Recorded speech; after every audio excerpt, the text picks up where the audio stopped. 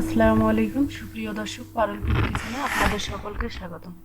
আজকে আমি শেয়ার করতে চলেছি একটা মজাদার ফ্রাইড রাইস রেসিপি। পুরো ভিডিওটা দেখার অনুরোধ রইল। নিশ্চয়ই আপনারা আল্লাহর রহমতে অনেক ভালো আছেন, আমিও আলহামদুলিল্লাহ অনেক ভালো আছি। এর ফাঁকে বলে নেই, আপনারা আমার চ্যানেলে নতুন হয়ে থাকলে চ্যানেলটিকে সাবস্ক্রাইব করবেন, আমার পাশে থাকবেন, লাইক কমেন্ট শেয়ার করবেন। আর যারা ফেসবুক থেকে দেখতেছেন তারা ফলো দিবেন, লাইক কমেন্ট শেয়ার করবেন।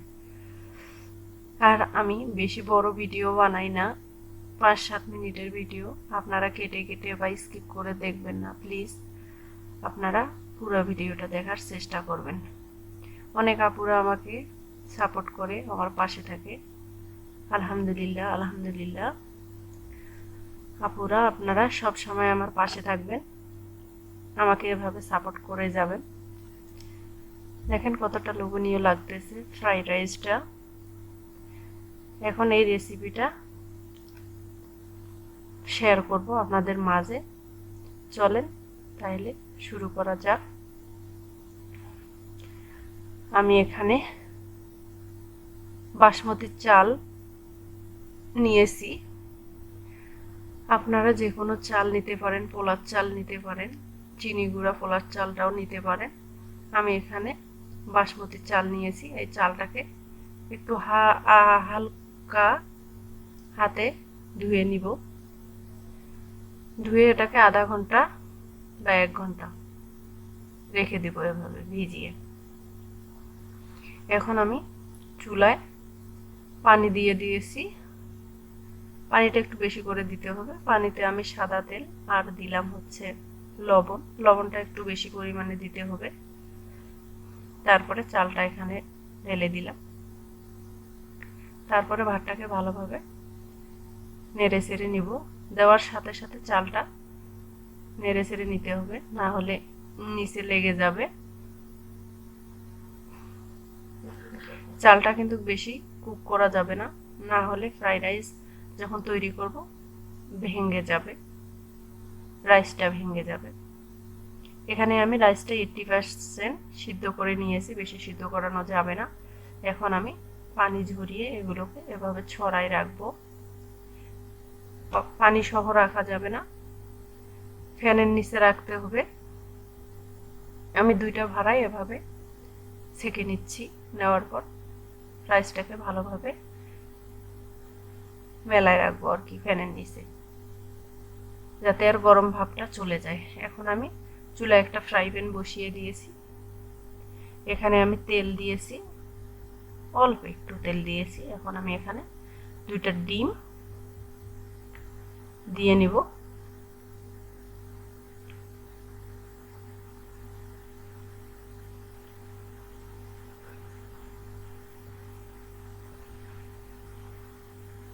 এই ডিমে এখন আমি স্বাদ মতো একটু লবণ দিয়ে নিব। একটু নেড়ে চেড়ে নিয়ে স্বাদ মতো একটু লবণ দিব। আর এখানে দিব হচ্ছে গোলমরিচ গুঁড়ো 2 চিমটির মতো আর কি। তারপরে ডিমটাকে ভালোভাবে ভেজে নিব। দেওয়ার সাথে সাথে বেশি নাড়ানো যাবে না, একটু পর নাড়তে হবে। আমার ডিমটা রেডি। এখন ডিমটাকে আমি উঠাই নিব।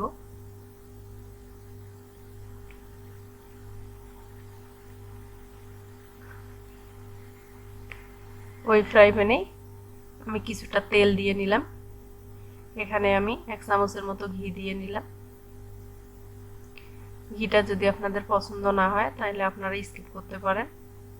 ঘিয়ের ফ্লেভারটা আমার ভালো লাগে, এজন্য অ্যাড করে নিলাম। আর ঘিটা দিলে একটু স্বাদটা অন্যরকম হয় ফ্রাইড রাইসটা। আমি এখানে তেল গরম হওয়ার পর এখানে হচ্ছে আগে দিয়ে নিলাম গাজর কুচানো, তারপরে দিলাম হচ্ছে বরবটি কুচানো, দিয়ে এগুলোকে একটু ভেজে নিব। তারপরে এখানে মটরশুঁটি অ্যাড করে নিলাম। মটরশুঁটি দেওয়ার পর এগুলোকে আরও একটু ভেজে নিব।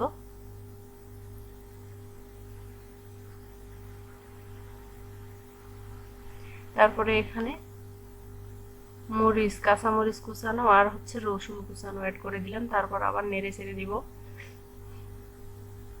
এটা আবার বেশি ভাজা যাবে না, না হলে সবজি কালারটা চেঞ্জ হতে থাকবে। অল্প করে ভেজে নিব। আপনারা চাইলে আপনাদের পছন্দ মতো আরও অনেক সবজি অ্যাড করতে পারবেন। আমি এখানে অল্প অল্প করে সবজি অ্যাড করে নিয়েছি। আমার ভাজানো শেষ সবজিগুলো। এখন আমি চালটাকে অ্যাড করে নিব, রাইসটাকে। দেখেন রাইসটা কি রকম ঝরঝরে হয়েছে। ফ্যানের নিচে রাখছিলাম, ভেঙেও যায় নাই, অনেক সুন্দর হয়েছে। এখানে স্বাদ মতো লবণ দিয়ে নিলাম।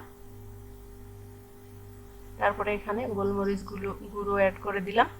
তারপরে আবার রাইসটাকে ভালোভাবে নেড়ে চেড়ে নিব।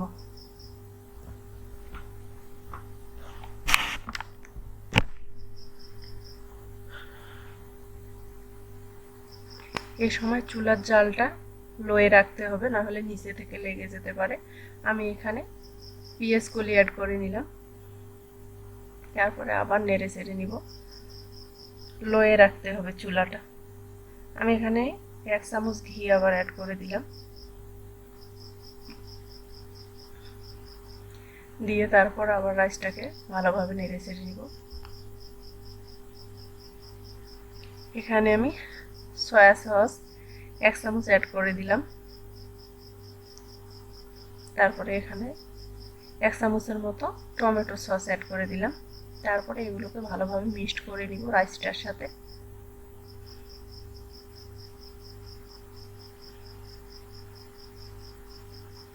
দেখেই বোঝা যাচ্ছে যে কতটা ঝরঝরে হয়েছে ফ্রাইড রাইসটা। খেতেও কিন্তু দুর্দান্ত হয়। সামনে কুরবানি, আপনারা নিত্য নতুন এভাবে, ভাত তো আমরা প্রতিদিনই খাই, নিত্য নতুন জিনিস এভাবে পরিবারকে উপহার দিলে ভালো লাগে। আপনাদেরও ভালো লাগবে, আপনারা ট্রাই করবেন। দেখেন চালটা ভেঙেও যায় নাই। রাইসটা কি ঝরঝরে আছে। এবার আমি এগুলো মিশানো শেষ। এখন আমি এখানে আগে থেকে যে ডিমটা ভেজে রেখেছিলাম সে ডিমটা এখানে আমি অ্যাড করে নিব। নিয়ে আবার রাইসটার সাথে সবকিছু মিক্সড করে নিব।